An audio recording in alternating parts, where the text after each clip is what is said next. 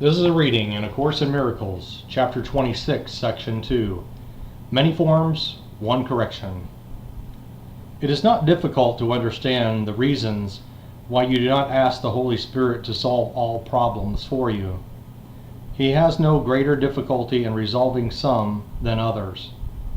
Every problem is the same to him, because each one is solved in just the same respect and through the same approach.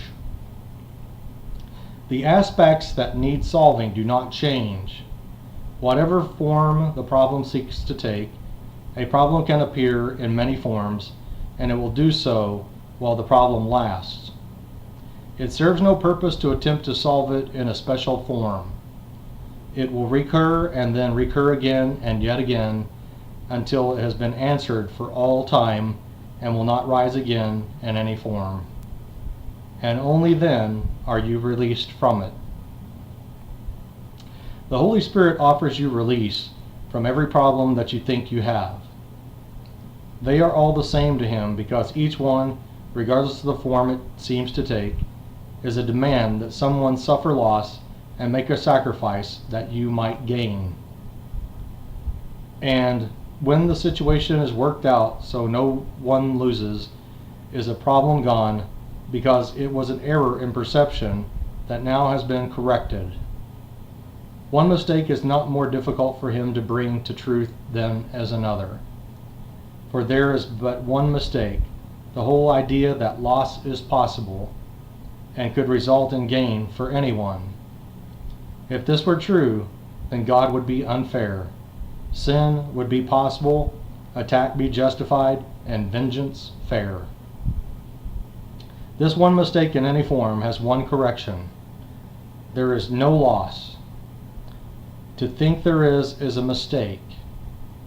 You have no problems, though you think you have, and yet you could not think so if you saw them vanish one by one with regard to size, complexity, or place and time, or any attribute which you perceive that makes each one seem different from the rest. Think not that the limits you impose on what you see can limit God in any way. The miracle of justice can correct all errors. Every problem is an error. It does injustice to the Son of God and therefore is not true. The Holy Spirit does not evaluate injustices as great or small or more or less. They have no properties to him. They are mistakes from which the Son of God is suffering, but needlessly. And so he takes the thorns and nails away. He does not pause to judge whether the hurt be large or little. He makes but one judgment, that to hurt God's Son must be unfair, and therefore is not so. You who believe it safe to give but some mistakes to be corrected while you keep the others to yourself, remember this: justice is total. There is no such thing as partial justice.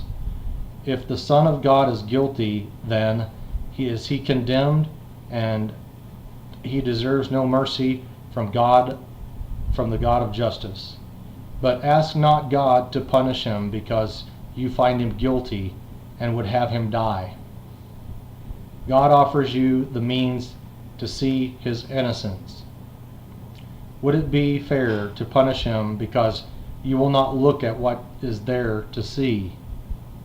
Each time you keep a problem for yourself to solve or judge, that is one that has no resolution. You have made it great and past the hope of healing. You deny the miracle of justice can be fair. If God is just, then can there be no problems that justice cannot solve? But you believe that some injustices are fair and good and necessary to preserve yourself. It is these problems that you think are great and cannot be resolved. For there are those you want to suffer loss, and no one whom you wish can be preserved from sacrifice entirely. Consider once again your special function. One is given to you to see in him his perfect sinlessness, and you will ask no sacrifice of him because you could not will he suffer loss. The miracle of justice you call forth will rest on you as surely as on him, nor will the Holy Spirit be content until it is received by everyone.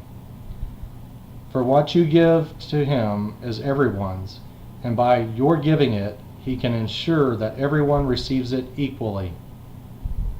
Think then how great your own release will be when you are willing to receive correction for all your problems.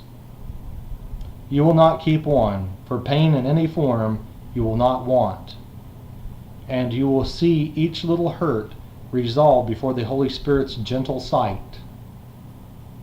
For all of them are little in his sight, and worth no more than just a tiny sigh before they disappear, to be forever undone and unremembered. What seemed once to be a special problem, a mistake without a remedy, or an affliction without a cure, has been transformed into a universal blessing. Sacrifice is gone, and in its place the love of God can be remembered, and all will shine away memory of sacrifice and loss. God cannot be remembered until justice is loved instead of feared. He cannot be unjust to anyone or anything, because he knows that everything that is belongs to him and will forever be as he created it. Nothing he loves must be sinless and beyond attack. Nothing he loves but must be sinless and beyond attack. Your special function opens wide, and the door beyond which is the memory of his love kept perfectly intact and undefiled. And all you need to do is but to wish that heaven be given you instead of hell, and every bolt and barrier that seems to hold the door securely barred and locked will merely fall away and disappear. For it is not your Father's will that you should offer or receive less than he gave, and he created you in perfect love. That is the end of the reading in A Course in Miracles, chapter 26, section 2.